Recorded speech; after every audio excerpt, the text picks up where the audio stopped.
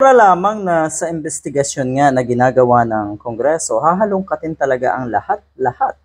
At pag may binanggit kang ang pangalan, katulad ng nangyari dito sa dating PA ba yun?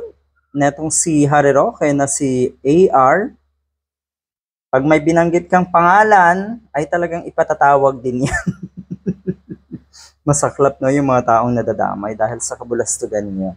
Pero napakalaking kasinungalingan na kasi ang or halatang halata na yung kasinungalingan netong kampo ni Harry Roque.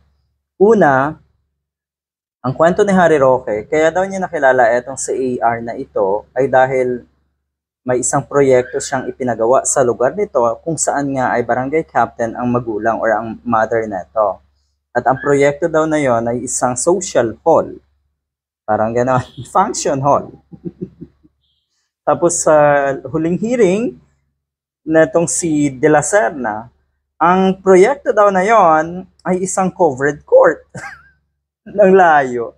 Mga buwaka ng ina kayo, hindi niyo matandaan kung ano yung proyektong yun. Napaka-imposible, halatang halata talaga ang pagsisinungaling sa mga simpleng pagkakataon, sa mga simpleng bagay, kitang-kita po. Doon nga natin mas nahuhuli etong mga ito, sa mga simpleng katanungan, doon sila nahuhuli sa kanilang pagsisinungaling. Ayan. So nahalungkat din to, syempre. I need a travel companion since I am diabetic. Ito po ay pinag-usapan na ng marami sa social media. Bakit daw etong isang ito ang isasama mo?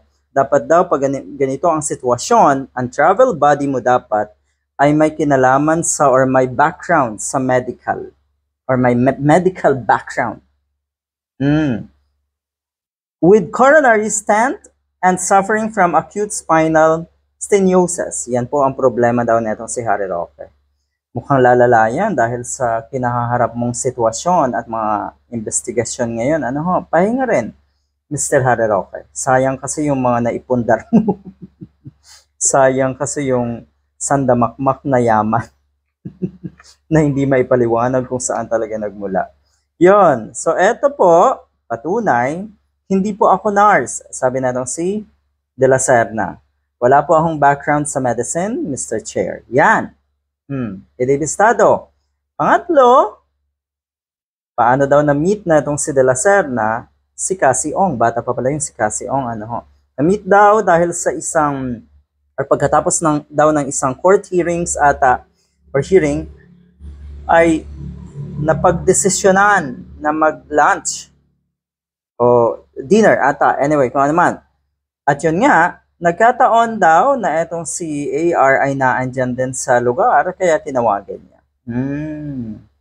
Mahaba yung kanilang relasyon. I mean, patuloy kahit wala na sa, or hindi na siya boss na etong si AR. Patuloy pa rin. Dahil, tingnan mo, kahit simpleng dinner, ipapatawag pa para makijoin. Talagang medyo malalim na ang pinagsamahan. Pero kung ganun talaga, malalim.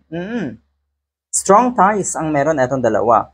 Pero kung hindi naman, posibleng may kinalaman doon sa meeting na yun, kung ano man ang pinag-usapan din netong si Roque at si Cassandra Ong, posibleng may kinalaman or posibleng kasama sa pinag-usapan etong si AR.